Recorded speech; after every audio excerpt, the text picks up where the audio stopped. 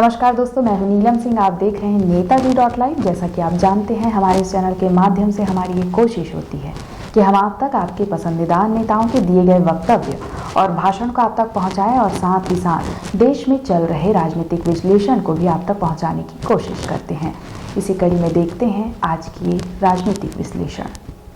भावना की लहर में बहेगी रायबरेली। गांधी परिवार सहित पूरी कांग्रेस पार्टी के लिए ध्यान का केंद्र रायबरेली बन गया है। नामांकन से लेकर अब तक पार्टी और गांधी परिवार ने अपना अस्थायी निवास रायबरेली को बना लिया है। दरअसल रायबरेली गांधी परिवार और कांग्रेस के लिए नाक की लड़ाई हो गई है। फिरोज गांधी, इंदिरा गांधी, राजीव गांधी, सोनिया गांधी की जीत से ये तो प्रमाणित होता है कि रायबरेली गांधी परिवार की ऐसी लिखी वसीयत है जिसमें किसी अन्य को बंटवारा मिलना ही नहीं है।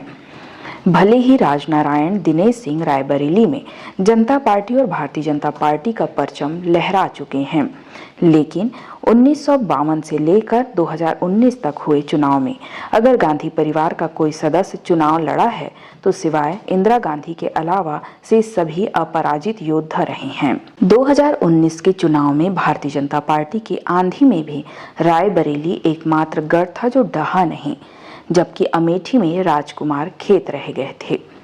कहा जाता है कि भारत के मतदाता, खासकर महिला मतदाता, संवेदनशील होती है। उन्हें आंसू झकझोर देते हैं, करुणा रुला देती है, भावनात्मक शब्द से भी पिघल जाती है। पुरुष भी कमोबेश इन चक्करों में पड़ता है, लेकिन कम पड़ता है।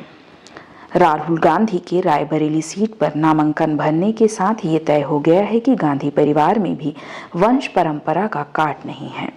राहुल गांधी वायनाड से पिछला चुनाव जीते हुए हैं और उत्तर प्रदेश में अपना रंग दिखाना था तो अमेठी ही चुनना था, लेकिन पराजय का भय गांधी परिवार को रामलला के मंदिर बनने के बाद ज्यादा सता रहा था। ये डर केवल अमेठी में ही नहीं बल्कि रायबरेली में भी था। सोनिया गांधी ने मौका ताड़ा और पिछले दरवाजे से राज्यसभा में चली गई। देखा जाए तो कांग्रेस और आम जनता में राहुल, प्रियंका की तुलना में सोनिया गांधी को परिपक्व नेतृत्व का परिचायक माना जाता है। शांत रहकर भी 10 साल तक प्रधानमंत्री बने बगैर देश में हुकूमत करती रही। 20 साल तक कांग्रेस पार्टी की अध्यक्ष रही। उनका चुनाव में लड़ना कांग्रेस का आगे आकर लड़ना होता, लेकिन उत्तर प्रदेश में खंदक की लड़ाई के लिए रायबरेली से जुआ खेला गया है।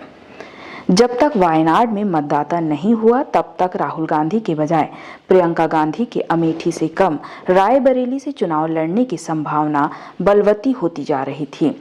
ये भी कयास लगाए जा रहे थे कि राहुल गांधी भारत जोड़ने के बाद कद्दावर नेता के रूप में अमेठी में ताल ठोकेंगे।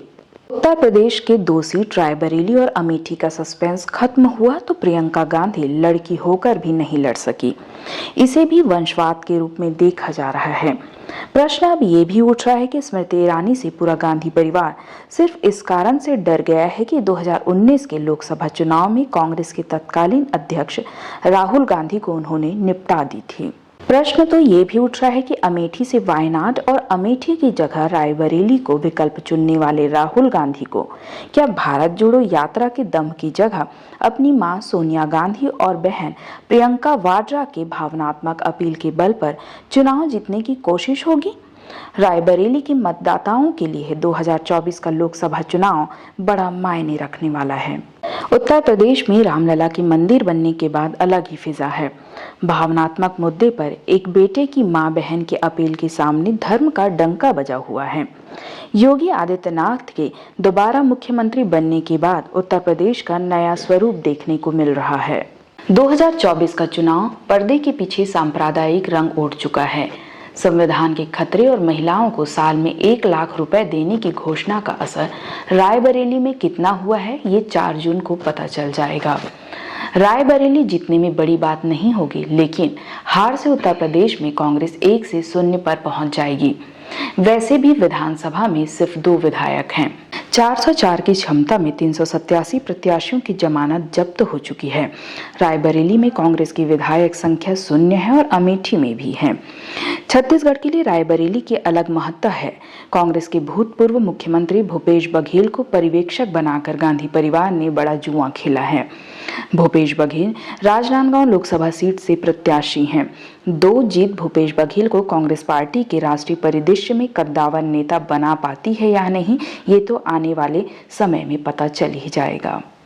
इसी तरह के राजनीतिक विश्लेषण को देखने के लिए हमारे चैनल को लाइक करें, शेयर करें और सब्सक्राइब करें। नमस्कार। नेताजी.live के प्रायोजक है Satyadeep diagnostic and clinic, Supela, Bhilai.